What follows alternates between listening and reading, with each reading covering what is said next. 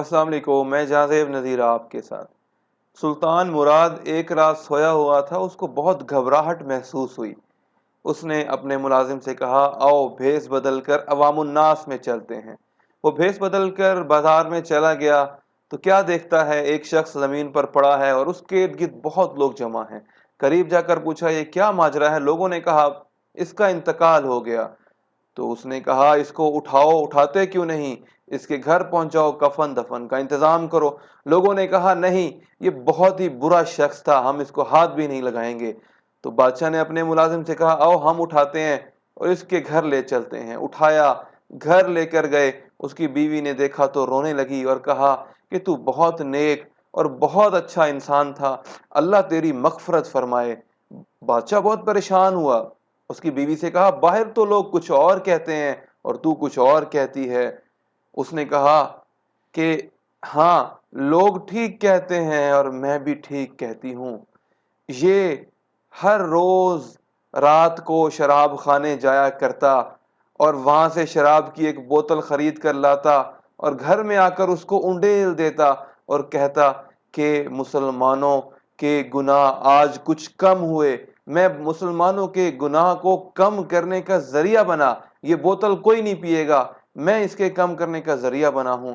और रोजाना वो बाजार हुसन में जाता और एक लड़की सिलेक्ट करता, उसको पैसे देता और फिर उसको कहता कि जा बहन, अपने कमरे में चली जा, अपना दरवाजा बंद करके और सुकून से रात गुजार। और कहता कि मेरी वजह से आज रात मुसलमानों के गुनाह कम हो गए, मुसलमानों के गुनाहों में कुछ तो कमी आई मेरी वजह से। और मैं उसको कहती कि तेरे इस अमल की वजह से लोग तेरे जनाजे में भी नहीं आएंगे, तेरी लाश को कोई नहीं उठाने वाला होगा। तो वो मुस्कुरा कर कहता, पगली देखी तो सही, मेरे जनाजे में बादशाह आएगा, उलमा आएंगे और मुत्तकी लोग आएंगे। ये सुनकर बादशाह की आंखों में आंसू आ गए। उसने कहा, ये सच कहता था, मैं इस वक्त का बादशाह सुल्तान मुराद हूं और मैं इसका जनाजा पढ़ाऊंगा और उलमा को बुलाऊंगा और मुत्तकी लोगों को बुलाऊंगा। सुबह हुई तो लोगों ने देखा उसी शख्स के जनाजे में बादशाह भी था, उलमा भी सारे थे और मुत्तकी भी लोग थे। लोगों का एक बहुत बड़ा हुजूम था। हम लोगों को उनके जाहिर से पहचानते हैं, हम सारी एफर्ट अपने जाहिर को बनाने पर करते हैं और लोग भी हमारे जाहिर को देखते हैं।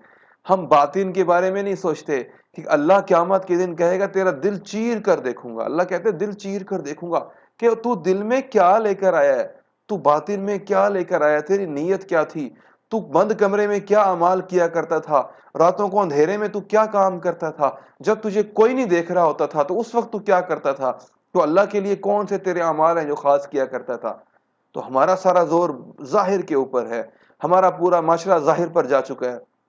हम खुद अपने जाहिर को बनाने के पीछे लगे रहते हैं हर वक्त और लोग भी हमारे जाहिर को देखते हैं।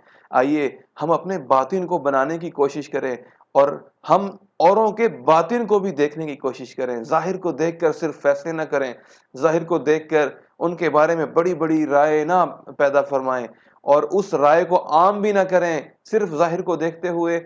आखिर में अल्लामा इकबाल के एक शेर पर बात खत्म करूंगा, जाहिर की आंख से न तमाशा करे कोई, जाहिर की आंख से न तमाशा करे कोई, जो देखना हो दीदा दिल तो वाह करे कोई, जो देखना हो दीदा दिल तो वाह करे कोई। हो कायद ने तारीखी अल्फाज फरमाए, कहा कि क्योंकि उसकी कौम जाग रही है इसलिए वो सो सकता है, जबकि मेरी कौम सो रही है इसलिए मुझे जागना। मुआज़हरा का केस आपके सामने है। डार्क वेब वाले पाकिस्तान में तो नहीं बैठे हुए ना, पाकिस्तान में इन बच्चियों को उठाकर उनकी फिल्में बनाने वाले कौन है? ये पाकिस्तानी है ना।